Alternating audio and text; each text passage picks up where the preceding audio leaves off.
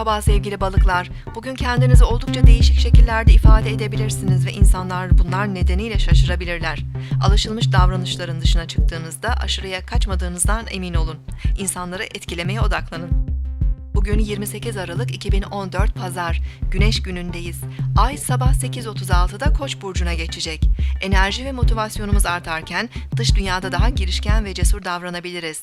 Ancak sabırsız ve heyecanlı hareketler gerektiğinden fazla risk almamıza neden olabilir.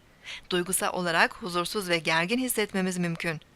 Akşam saatlerinde Ay ilk dördün fazına ulaşacak ve Güneş'le kare açı yapacak. Duygularımız ve düşüncelerimiz arasında dengeyi korumakta zorlanabiliriz. Karşı cinsle ilişkilerimizde dikkatli olmalıyız.